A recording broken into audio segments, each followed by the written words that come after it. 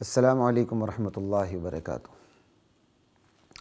بسم اللہ الرحمن الرحیم والصلاة والسلام علی رسولہ الکریم وعلی آلہ وصحبہ اجمعین، اما بعد۔ خواتین و حضرات، معاشیات اسلام کے حوالے سے ہماری بات جاری ہے۔ آج کی اس نشست میں ہم اسلامی معیشت کے حوالے سے مختلف پہلوؤں پر بات کریں گے۔ اس وقت جو ہم بات کرنے جا رہے ہیں وہ ہے کہ معیشت کے علم معاشیات کے دو بنیادی مسائل، اسلام اور غیر اسلامی معاشی فلسفوں کی نظر میں۔ علم معاشیات، خواتین و حضرات، انسانی زندگی کے ساتھ ضرورتیں لگی ہوئی ہیں۔ یہ ضرورتیں جن چیزوں سے پوری ہوں انہیں دولت کہتے ہیں۔ اس دولت کی پیدائش، اس کی کمائی، اس کی تقسیم، اس کا خرچ، اس کا تبادلہ، اس قسم کی فنی بحثوں کو علم معاشیات کہا جاتا ہے، علم معیشت کہا جاتا ہے۔ علم معیشت کے دو بنیادی مسائل ہیں۔ دولت کا حصول پہلا مسئلہ، دولت کا استعمال دوسرا مسئلہ۔ اسلام بھی معاشی حوالے سے انہی دو بنیادی مسائل کو فوکس کر کے بحث کرتا ہے۔ حصول دولت، استعمال دولت۔ ہاں، چونکہ اسلام عربی زبان میں ہے تو وہ اپنی اصطلاحات استعمال کرتا ہے۔ حصول دولت یعنی کسب دولت، استعمال دولت یعنی انفاق دولت۔ انفاق بڑا عام وسیع مفہوم رکھتا ہے، جو مال غیر مال دونوں میں استعمال ہوتا ہے، وہ ہم آگے جا کے بات کریں گے۔ فی الحال معیشت کے ان دونوں بنیادی مسائل پر ہم نے اسلام کی روشنی میں اور غیر اسلامی معاشی فلسفوں کی روشنی میں بات کرنی ہے۔ لا الہ الا اللہ۔ اسلام ہو کہ غیر اسلامی معاشی فلسفے ہوں، دونوں معیشت کے بنیادی مسائل ان دو چیزوں کو ہی سمجھتے ہیں، حصول دولت اور استعمال دولت، کسب دولت اور انفاق دولت۔ لیکن اسلام اور غیر اسلامی معاشی فلسفوں میں ان دونوں بنیادی مسائل کے مشترک ہونے کے باوجود زمین آسمان کا فرق ہے۔ غیر اسلامی معاشی فلسفے حصول دولت پر زور دیتے ہیں، وہ ہم آگے جا کے اس کی تشریح کریں گے۔ کسب دولت کو فوکس کرتے ہیں۔ اسلام ایسا نہیں کرتا۔ اسلام معیشت کے دو بنیادی مسائل کو لیتا اور ان پر نظر ڈالتے ہوئے کسب دولت کی بجائے، حصول دولت کو فوکس کرنے کی بجائے استعمال دولت پر زور دیتا ہے، انفاق پہ زور دیتا ہے۔ معاشیات اسلام کی ریڑھ کی ہڈی بنیاد حصول دولت نہیں بلکہ استعمال دولت ہے، کسب نہیں بلکہ انفاق ہے۔ معاشیات اسلام کی نظر میں تمام معاشی مسائل کا حل انفاق ہے، دولت کا استعمال ہے۔ قرآن جو معاشیات بیان کرتا ہے اور قرآن جو کہتا ہے تمام مسائل، معاشی مسائل کا حل کیا ہے، وہ انفاق ہے، خرچ کرنا یہ حل ہے۔ اسلام کسب دولت پر زور نہیں دیتا۔ تو بڑا لاجیکل سا کویسچن ریز ہوتا ہے کہ بھائی دولت کا استعمال، دولت کا خرچ تو تب ہوگا جب دولت کا حصول ہوگا، لہٰذا دولت کے حصول پہ زور دینا چاہیے۔ دولت حاصل ہوگی تو خرچ بھی ہوگی۔ جیسے کہ تمام غیر اسلامی معاشی فلسفے اسی لاجک پہ عمل کرتے ہیں، جو بظاہر بہت لاجیکل چیز نظر آتی ہے، لیکن نتائج کے حوالے سے اتنی ہلاکت خیز ہے کہ انتہا نہیں۔ اب آپ ہمارے ساتھ چلیں گے تو آپ کو احساس ہوگا۔ اسلام نہیں مانتا، کیونکہ اسلام کا جو معاشی فلسفہ ہے وہ انسانی ساختہ نہیں ہے، وہ خدا ساختہ ہے، اللہ کا بنایا ہوا ہے۔ اللہ کہتے ہیں یہ انسان کی جو مشین ہے وہ میں نے بنائی ہے، یہ مشین کیسے چلے گی میں ہی بتاؤں گا۔ تم انسانوں کے اندر یہ عقلاً بات موجود ہے، جو پروڈکٹ جو تیار کرتا ہے وہی اس پروڈکٹ کے بارے میں گائیڈ لائن پرووائڈ کرتا ہے، ہدایت نامہ دیتا ہے کہ یہ جو میری پروڈکٹ ہے یہ اس طرح کام کرے گی۔ ہونڈا والے گاڑی بناتے ہیں تو ٹوٹا والے اس کی گائیڈ بک نہیں دیتے، ہونڈا والے ہی دیتے ہیں۔ وہ کہتے ہیں یہ گاڑی ہماری بنی ہوئی ہے، ہم ہی آپ کو گائیڈ بک دیں گے جس کی روشنی میں یہ گاڑی چلے گی۔ اگر آپ ان ہدایات کی پرواہ نہیں کریں گے گاڑی خراب ہوگی۔ اللہ کہتے ہیں یہ انسان میرا بنایا ہوا ہے، اس نے کیسے چلنا ہے یہ گائیڈ بک مجھ سے لو۔ کتنی بڑی بات ہے، لا الہ الا اللہ۔ تو اسلام کسب دولت کی بجائے انفاق دولت پر زور دیتا ہے۔ اسلام حصول دولت کا مطالبہ نہیں رکھتا۔ کوئی اعتراض پیدا ہوتا ہے تو ذرا صبر کیجیے گا، آگے جوابات آئیں گے آپ کے سوالات کے۔ اسلام حصول دولت پر زور نہیں دیتا، کسب دولت پر زور نہیں دیتا۔ کیوں؟ اس لیے کہ اسلام کہتا ہے کہ حصول دولت کی ہوس، اس کی تمنا، اس کی خواہش انسان کی فطرت میں رچا دی گئی ہے، بسا دی گئی ہے۔ لہٰذا حصول دولت پہ ابھارنا یہ ٹھیک نہیں ہے، یہ غیر ضروری بھی ہے اور انسان کے لیے نقصان دہ بھی ہے۔ لا الہ الا اللہ۔ اور یہ چیزیں قرآن و سنت دونوں سے ثابت ہیں۔ سورۃ الفجر ہے، 30واں سپارہ ہے، اللہ تعالیٰ کے فرماتے ہیں وَتُحِبُّونَ الْمَالَ حُبًّا جَمًّا، لوگو تم مال سے بہت زیادہ محبت کرتے ہو، اتنی محبت تمہارے اندر مال کی بھر گئی ہے کہ مزید گنجائش نہیں ہے۔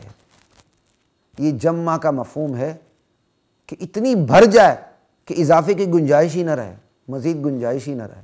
تو اللہ تعالیٰ کہتے ہیں تمہاری فطرت میں، تمہاری نفسیات میں مال کی محبت اتنی رچی بسی ہے کہ مزید گنجائش ہی نہیں رہی۔ یہ قرآن ہو گیا۔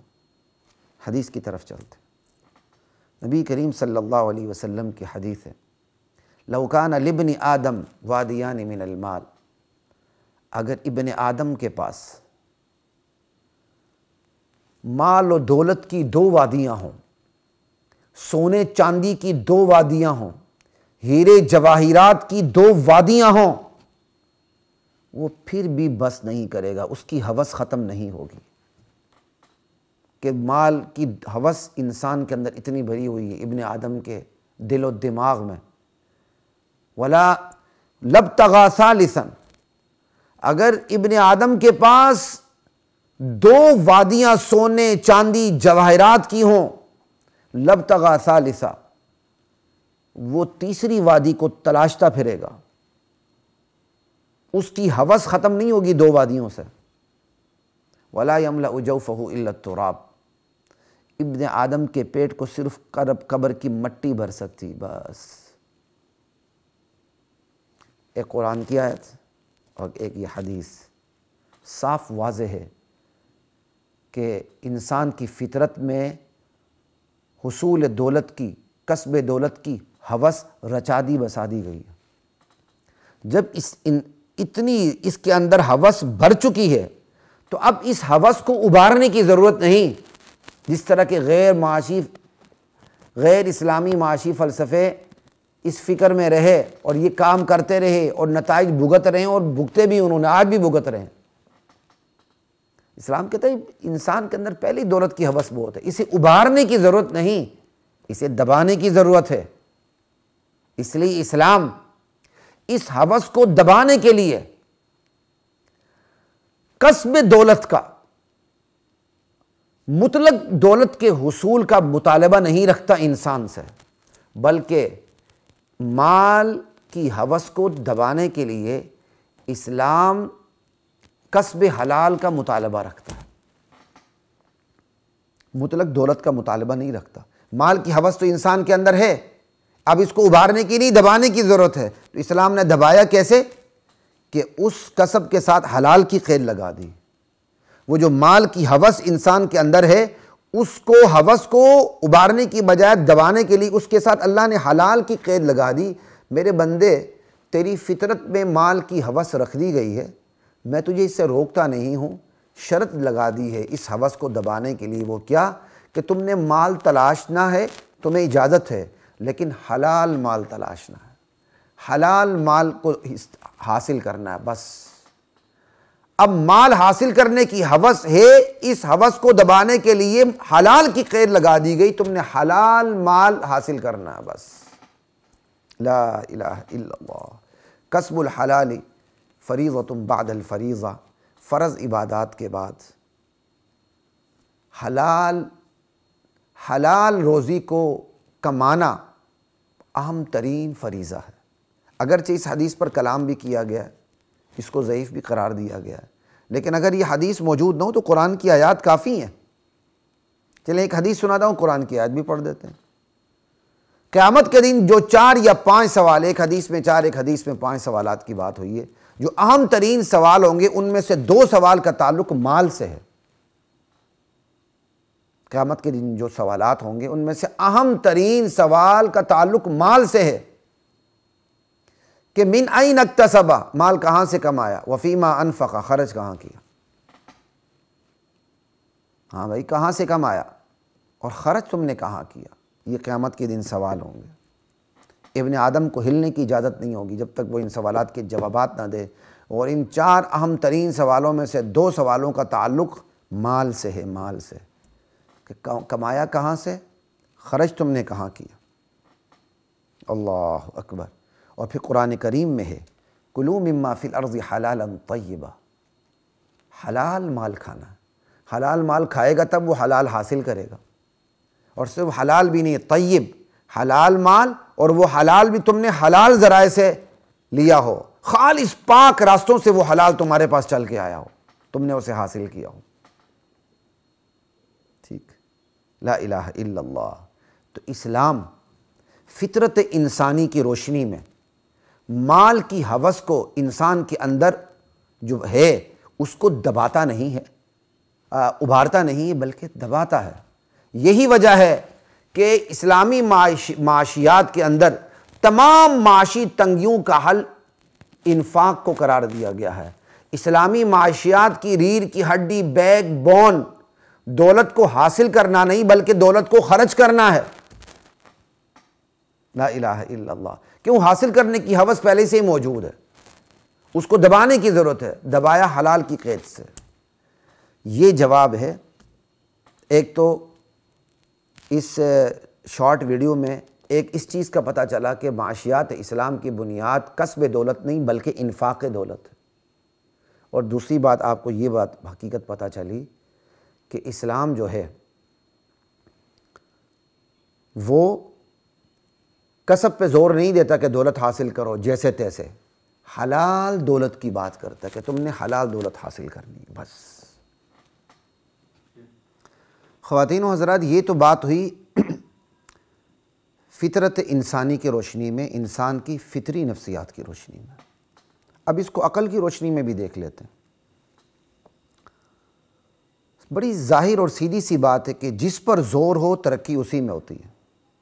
اگر حصول دولت پر زور ہو تو دولت کی ہوس میں ترقی ہوگی بس. اور اگر دولت کے استعمال پر زور ہو تو پھر دولت کے استعمال میں ترقی ہوگی، انفاق میں ترقی ہوگی. اور زور دینے کا مقصد حصول دولت کی نفی نہیں ہے. اگر اسلام دولت کے خرچ کرنے پر زور دیتا ہے تو وہ دولت کی کمانے کی نفی نہیں کرتا، بلکہ دولت کے خرچ کرنے پر زور دینے سے دولت حاصل کرنے کا مقصد واضح ہو جاتا ہے. یہ ساری باتیں میں عقل کی روشنی میں کر رہا ہوں. جب کسب ہے ہی، کسب یعنی دولت کا حصول ہے ہی خرچ کرنے کے لیے، دولت کا حصول ہی خرچ کرنے کے لیے یعنی دولت کا حصول ہی استعمال کرنے کے لیے، تو پھر انسان کے دل میں ہوس کی شدت جنم نہیں لے گی. ایک انسان بخیل نہیں ہوگا، کنجوس نہیں ہوگا۔ 2، انسان سے حقوق اللہ بھی نظر انداز نہیں ہوں گے، حقوق العباد بھی نظر انداز نہیں ہوں گے۔ 3، پھر انسان جب اس نے دولت کو خرچ کرنے ہی کی نیت سے دولت کو حاصل کرنا ہے تو پھر دولت کے حصول میں اس سے ظلم سرزد نہیں ہوگا کہ وہ ظلماً دھوکے سے، فراڈ سے، جبر سے دولت حاصل کرے، ایسا نہیں ہوگا۔ نہ وہ دولت کے حصول میں ظلم سے کام لے گا، نہ جبر سے کام لے گا، نہ حرام سے کام لے گا کہ مارکیٹ میں جس چیز کی ڈیمانڈ ہے بس میں وہی سپلائی کروں۔ نہیں، وہ حلال ڈیمانڈ کو دیکھے گا، حلال سپلائی کو دیکھے گا۔ دولت کے حصول میں وہ غصب سے بھی کام نہیں لے گا کہ بہنوں کی وراثت پہ قبضہ کر لے، کمزور بھائی کی وراثت پہ قبضہ کر لے، یتیم اور غریب کی وراثت پہ قبضہ کر لے، ایسا بھی نہیں ہوگا۔ پھر جو دولت کا حصول ہوگا کسب، وہ کسب حلال میں محدود ہوگا۔ بس جب کسب حلال میں محدود ہوگا تو پھر کسب کی جو ہوس انسان کے اندر رکھ دی گئی ہے وہ اپنی حد میں محدود ہوگی، وہ باہر نہیں نکلے گی۔